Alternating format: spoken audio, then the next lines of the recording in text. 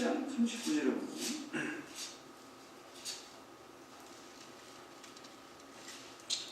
이 물, 이 사마리아 여인에게 예수님이 주시겠다고 하는 이 물, 영원하도록 목마르지 않는 물, 이 물의 정체가 뭐냐를 사실 이 10장 39절에서 말씀하셨어요.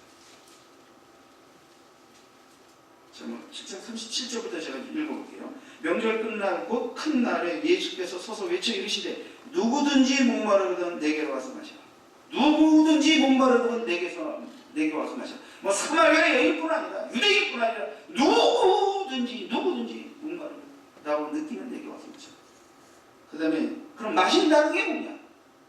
나를 믿는 자, 성경의 이름과 같이 그 배에서 생수의 강이 흘러나오리라 하시고, 그 배는 이제 원문상의 의미로 보면 사람의 영혼에 가장 깊숙한 곳을 말합니다. 그러니까 믿는 자가 받을 성령이 그 사람의 영혼에 가장 깊숙한 곳에 성령, 그래서 우리가 흔히 영이라고 표현하잖아요. 성령이, 하나님의 거룩한 영이 죽었던 사람의 영을 살리시는 성령이 우리의 영 안에, 우리의 무영의 영혼의 가장 깊은 곳인 영혼에 오셔서 영혼이 메마르지 않는 생수가 되어주시는 그런 표현이죠. 나를 믿는 자는 성경의 이름과 같이 그 배에서 생수의 강이 흘러나오리라 하시니 이는 그를 믿는 자들이 받을 성령을 가리켜 말씀하신 것이라. 예수께서 아직 영광을 받지 아니하셨으므로 성령이 아직 그들에게 계시지 아니하시더라. 그러니까 이거는 주님이 이렇게 말씀하셔도 당장은 그들이 체험하고 느끼지 못했을 것이고, 때가 되어 성령을 받고 이것을 말씀하신 주님이 뜻을 이해할 수 있게 되겠죠. 그러니까 이것은 바로 이제 사도 요한 이런 전도 사건을 통해서 이것을 이미 예수 믿고 성령 받고 은혜를 아는 자들이 그때 예수님이 이렇게 말씀하신 것이 무엇이었는지를 이렇게 알고 설명하고 있는 것이죠. 자, 이 여인에게 영원히 목마르지 않는 물을 주겠다. 그것은 뭐예요? 자, 목마르지 않는 물을 마신다는 거예요. 예수를 믿는다는 것이고, 그 물을 주시는 분이 예수고, 그분이 주신 영원히 목마르지 않는 물은 우리 영혼 깊숙한 곳에 성령이 침대로 부어주신 성령, 그 성령으로 말미암아 생것을 영생수를 영원히 마시게 하시겠다 라는 성령에 대한 이제 성경의 비유는 불같은 성령은 뭐 바람 같은 성령 여러분 잘 알지만 이번엔 여기에 물 같은 성령, 생수로서의 성령에 비유하여 성령을 지금 설명하고 계신 것입니다.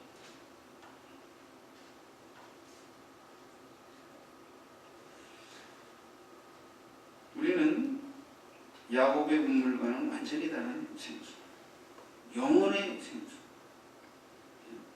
그 생수를 예수님이 주시다. 바로 믿는 자들이 받을 성령을 말씀하고 계신 것이죠. 물론 아직 이 여인이 이것을 다 완벽하게 이해하기는 어렵겠죠. 두 번째, 새로운 참여에 대한 가르침. 자, 예수님은 이 여인과의 대화 속에서 여인이 이제 묻습니다.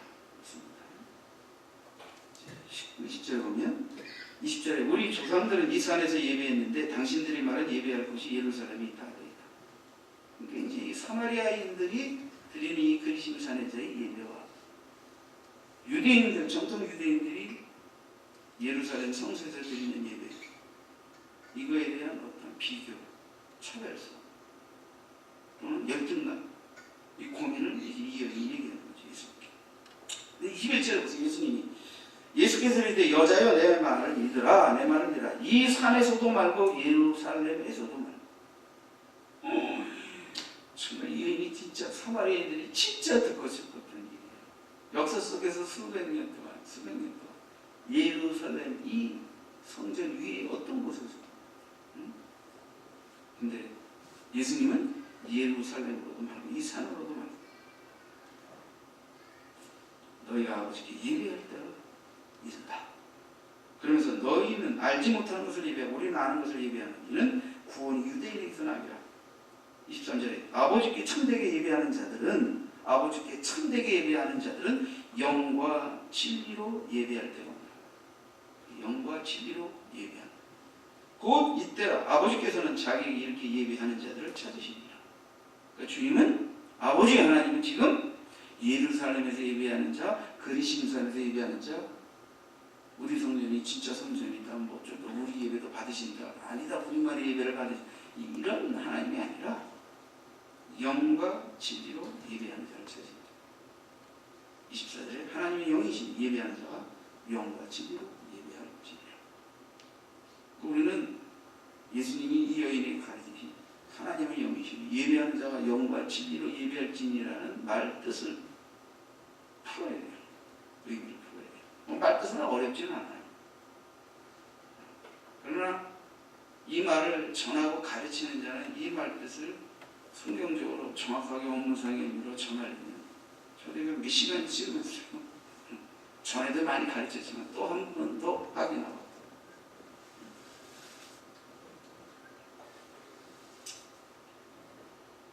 자, 우선 예수님은 이 여인과의 대화 속에서 예배의 장소보다 예배의 태도를 가르치고 계시다.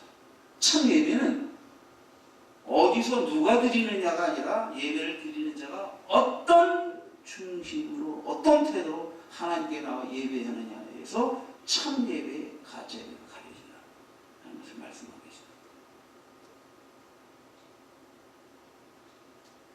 그러니까 예배당에 나와 정해진 곳에서 드리는 예배가 예배는 예배지만 참 예배는 그렇게 예배당에 나와서 예배드리는 사람에 의해서 참 예배가 되는 게 아니고 예배를 드리러 나오는 자들이 어느 곳에서든 하나님을 향해 어떤 믿음의 자세로 예배를 드리냐, 하나님이 받으실 만한 온전한 믿음의 태도로 예배를 드리냐는 거기에서부터 참 예배가 결정됩니다 하는 걸 주님이 지금 말씀하고 계십니다. 그러니까 아주 어마어마한 그때 당시 종교적 틀, 가르침, 형식 뭐 이런 것에서 우리가 굉장히 가히 혁명적인 것입니다.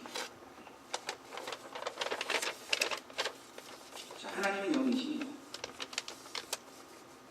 하나님의 영이시라는 말은 이제 히브리어로 루아흐라고 신약성에서 푸니마로 되어 있습니다. 자, 신약성의 푸니마는 하나님이 영이시다 할 때도 푸니마고 성령도 푸니마고 또 인간 그 자체를 막 인간의 영도 푸니마입니다. 그러니까 그때그때마다 이 단어가 쓰일 때 이것이 하나님의 본래적 속성을 말하는 것인지 성령을 말하는 것인지 인간의 영을 말하는 것인지 구별해야 돼요. 문맥상에서. 그래서 다 다릅니다. 그러나 하나님의 영이시니라고 말할 때 이 영이시니라는 말은 하나님의 본래적 속성을 말씀하십니다. 하나님의 영이시다 할 때는 시간과 공간 안에도 오시고 공간 밖에도 계시고 말고 전지전능하시고 어디든 계시는 무한하신 하나님이라는 뜻입니다.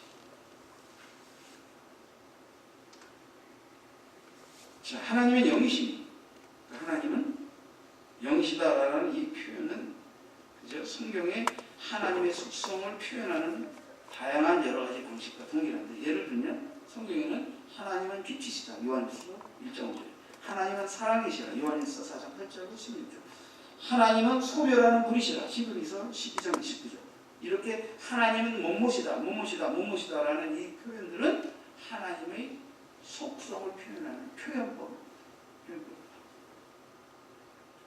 그리고 하나님이 영이시다라고 말할 때 이제 물론 영어 성경은 이걸 이제 스피릿으로 이제 번역합니다.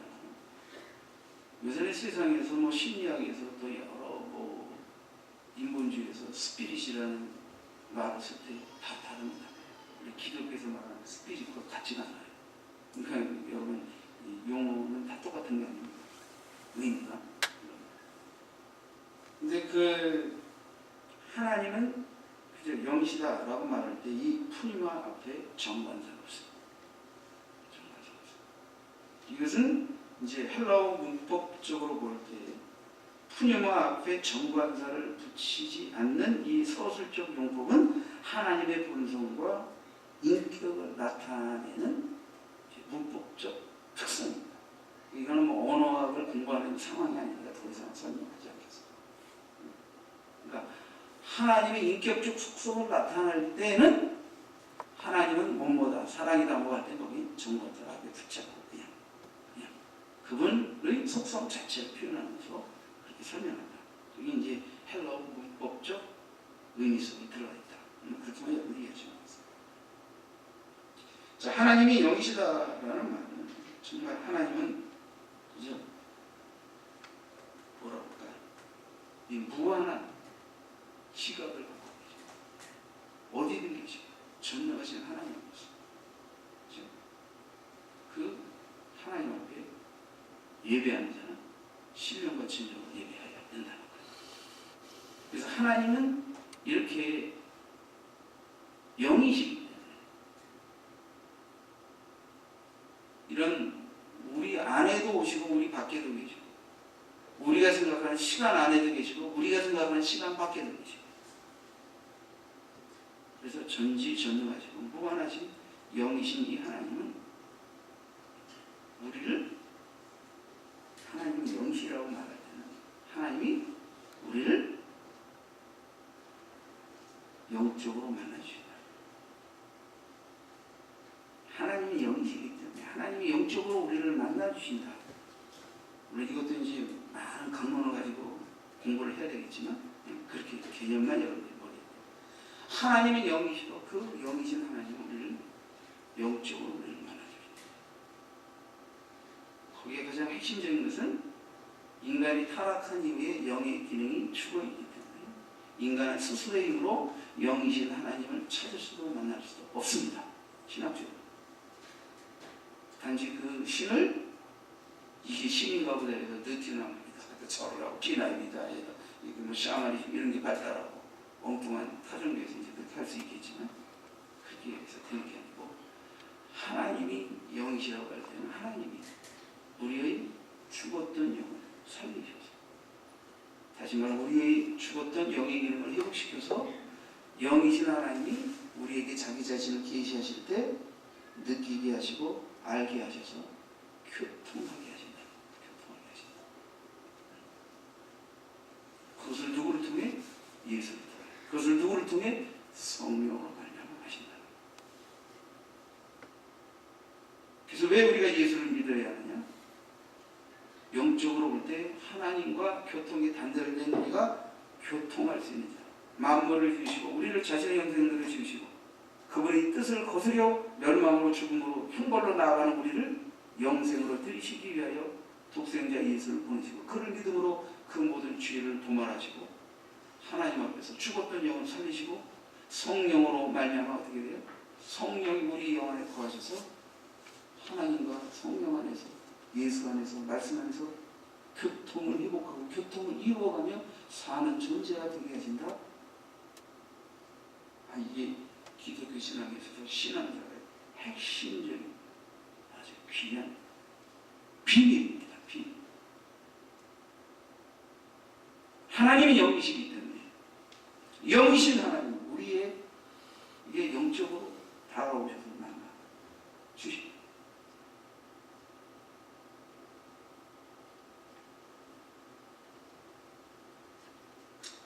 자, 영과 진리로라는 의미는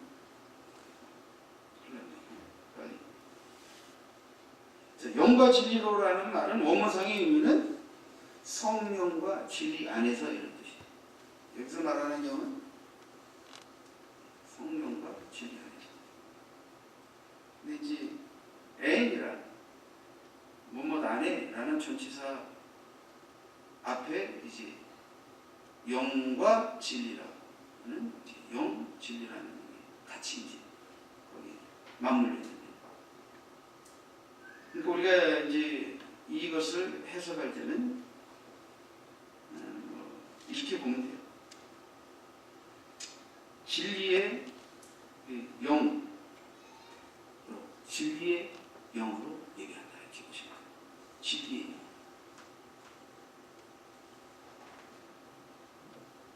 이것이 이제 여러분 우리가 하나님께 그냥 예배를 드리는 게 아닙니다. 진리의 영으로 오신 성령으로 말미암아 하나님께 나가 예배한다. 이게 신령과 진리로 예배한다. 원문상 의미입니다. 물론 이제 어떤 많은 학자들은 여기서의 영은 성령이 아니라 인간의 영이다 이렇게 해석하는 많은 학자들도 있어요.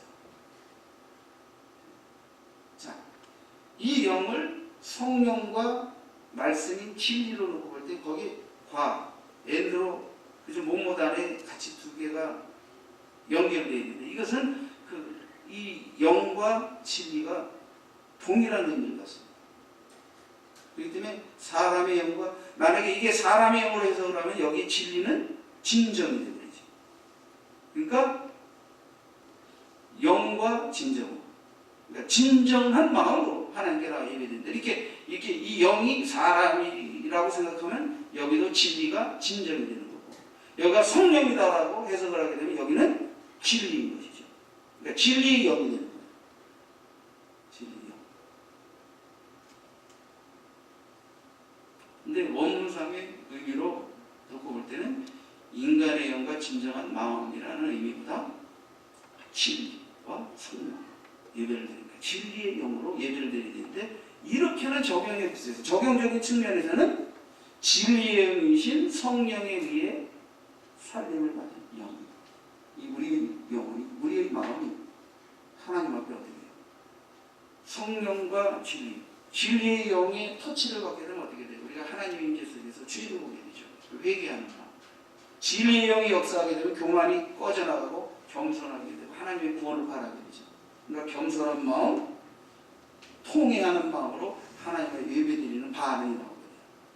그러니까 이것은 진리의 영에 의하여 터치받은 또는 변화받은 또는 감동받은 것에 의한 인간의 애통하는 마음, 겸손한 마음, 간절히 하나님 앞에 나오는 마음까지도 그 진리의 영이 실현하시겠죠. 그렇게 하나님께 나가게 하시겠죠. 어떻게 해석을 하든 원무상의 해석을 적용하게 되는 그런 의미까지도 포함될 수 있다 이렇게 보면 되겠어요. 그러니까 진리의 영으로 예배한다는 말은 진리의 영에 의하여 하나님께 나가는 우리 마음속에는 무엇이 생기겠어요? 진실된 애통, 진실된 겸손, 진실된 사랑과 사모함이 우리 마음속에 형성이 돼서 그 마음을 주님께 드리며 예배하는 자로 나아가게 되겠죠. 당연히 반응으로 그렇게 되겠죠. 그게 쉬는 거죠. 그러니까 이것을 이제 신학자들 가운데 인간의 영으로 이제 만약에 이것을 표현한다고 적용한다면 그것은 진정한 마음 하나님께 이렇게까지 해석할 수도 있겠죠. 어쨌든 결론은 간단합니다. 예루살렘에서 예배든 그리신산에서 예배든 이게 중요한 게 아니에요. 유대인으로서 예배하는 자든 사마리아인으로서 예배하는 자든 이게 중요한 게 아니고 진리의 영을 받고 그 진리의 영의 역사함을 통하여 진정한 회개, 진정한 겸손, 진정한 애통, 진정한 사랑, 진정한 구원을 목말라하며 또는 그 구원을 지금하며 또는 구원을 인하여 감사하는 하나님께 정말 진실된 믿음과 마음으로 나와 예배하는 자들의 예배를 하나님 받기로 하시더라. 예배는 예배드리는 자의 인종, 신분, 장소 이게 중요한 게 아니라 그 자가 하나님 앞에 어떤 중심으로 나오느냐에 따라서 참 예배와 거짓 예배가 가려진다. 예배에 대한 새로운 가르침을 예수님 말씀하시는 것이죠. 그러니까 우리가 예배 때마다 진리 영이신 성령이 우리 안에 하나님을 알게 하시고 나를 보게 하시고 내가 어떤 마음과 진정으로 하나님께 예배하게 하시는 것을 도우시는 그 진리 영의 인도를 따라 예배를 드리고 예배에 임해야 한다는 것을 우리는 예수님의 가르침을 통해 확인받을 수 있는 것입니다. 자, 예수님이 이렇게 이 여인에게 이제 생수, 영원한 목마르지 않는 생수에 대해 가르쳐 주셨고 참 예배에 대해 가르쳐 주셨고 그리고 세 번째 것은 말씀만 확인했습니다. 자신을 또 가르치는 내가 누구인지를 가르치는데 여기 25절, 26절에 있습니다. 읽어보시죠. 25절, 26절 사람. 여자가 이르시되 메시아 곧 그리스도라 하는 이가 오실 줄을 내가 아노니 그가 오시면 모든 것을 우리에게 알려주시리이다. 이 여인이 비록 부정한 여인이고 사마리아 여인이었지만 그리스도를 대망하고 있어요. 메시아가 오신다는 걸 알고 있어요. 기다리고 있어요. 그분이 오시면 모든 것을 우리에게 알려주실 것입니다. 그러니까 예수께서 이르시되 내게 말하는 내가 그라. 내게 말하는 내가 그라. 네가 기다려. 이런 것에 대한 모든 진리를 가르쳐 주실 분이라고 믿고 기다리는 메시아 그리스도, 바로 네가 말하는 그분이 나다. 예수님 디모데에게는 이렇게까지 자기 자신을 밝히지 않으셨죠. 어떻게 사마리아에 차별받고 억압받고 남편도 없고 남자도 6번씩이나 가르치고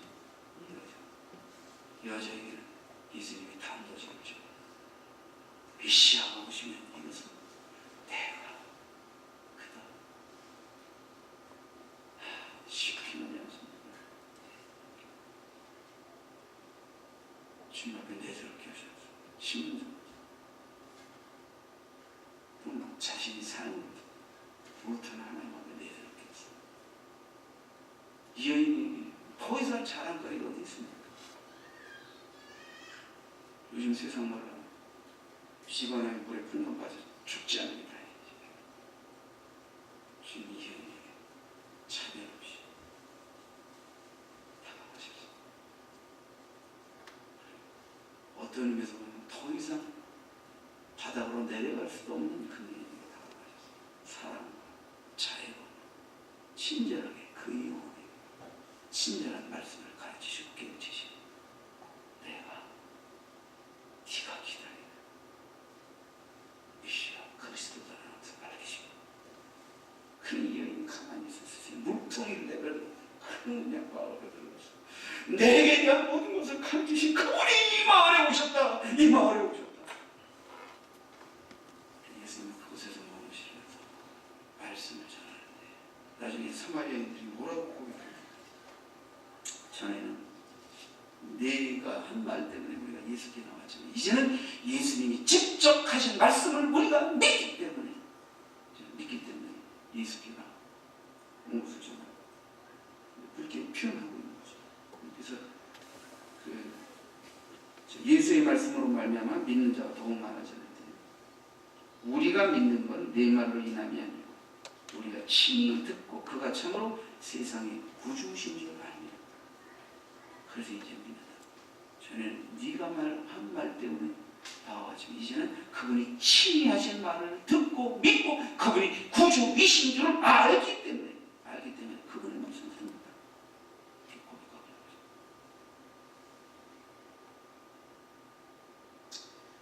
여러분, 우리는 사마리아 여인을 전도하신 예수, 사마리아 여인이 만난 예수의 모습 속에서 우리도 영혼을 향하여 다가갈 때 많은 생각을 해야 합니다.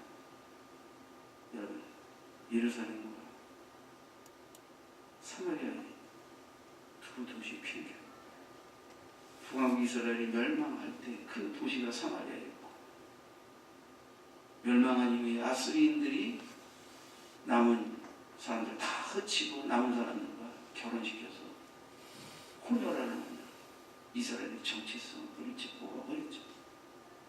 남은 유다도 멸망하고 70년 포로 생활을 마치고 돌아와서 선전을 재건할 때 사마리아인들도 동참하기만 했지만 유대인들은 그들을 배제시켰지. 그들을 부정한 자로 섞인 자로 우상 숭배자로 이방인과 섞인 자로 배제시켜서 정통 유대인들만 선전을 해줬지. 근데 역사 속에서 이 사마리아인은 얼마나 많은 열등감이 있었겠어요. 얼마나 많은 열등감이 있었겠어요. 우리나라에 혼혈아들이 지금 있죠. 그들이 삶을 살아서 얼마나 많은 열등감과 고통에 시달렸었겠어요. 그러나 그들이 오늘날 사회가 이제 많이 발전해서 유명한 가수구나 여러 사람들이 많이 나오죠. 인순이 가수 아시죠? 그분이 우리나라에 얼마나 많은 혼혈아라는 열등감 속에서 그저 이렇게 삶을 살아. 그 여인이 고백한 대로 이제 결혼해서 아이를 낳았는데 그 여인은 고백서를 나와요. 멀쩡한 한국인가 나왔대요. 그래서 정말 눈물을 흘리며 감사했다. 자기처럼 흑인이 나오지 않아요. 아니 흑인이 나오면 아니 어떻게 해서 지금 그 여인의 그런 신분적 혈연적 아픔을 이해하면서 결혼한 그 신랑이 대단한 사람 아닙니까? 근데 그렇게 나와서 너무너무 감사했다. 감사했다는 얘기 들어본 적이 있어요. 우리가 교회 다니면서 예수 믿고 있는데 나이가 들면서 신앙이 퇴색되어지고 열매가 없어지고 마치 입만 무성한 신자가 되면 안 됩니다. 또 우리는 교회 다니면서 단 한 번도 예수님을 진실로 마음의 구주로 영접하고 주여라고 믿고 기도하고 믿고 따르는 자가 되지 못하고 있다면 정말 어떻게 되겠어요? 우리는 오히려 죄가 많은 곳에 은혜가 풍성하다. 역사적으로, 신분적으로, 종교적으로 많은 열등감을 느낄 수밖에 없었던 사마리아인들 그리고 그 수가성의 여인이었지만 주님이 차별 없는 편견 없는 다가가심을 통하여 구원의 이루고 그분이 구주임을 메시아임을 발견하고 믿게 된 그 일. 그리고 사마리아 사람들의 모습 속에서 주님은 사람을 신분을 따라 노곤하지를 따라 있고 없음을 따라 많고 적음을 따라 차별하고 구별하시는 분이 아니고 그냥 주님을 정직하게 있는 모습 그대로 믿고 얘기하고 믿고 따르는 자들에게 주님이시다. 이렇게 주께 나옴을 얻고 구원받은 우리들도 복음을 전하고 누구든지 이웃을 믿게 할 때는 이런 주님의 마음을 가지고 이웃에게 다가가야 된다. 잊어서는 안 되는 것입니다. 기도하겠습니다. 주님 고맙습니다. 우리는 수가성의 여인을 전도하신 예수님의 모습 속에서 편견 없는 그리고 자비와 용서와 긍휼과 친절한 이해가 한이 없으신 주님의 사랑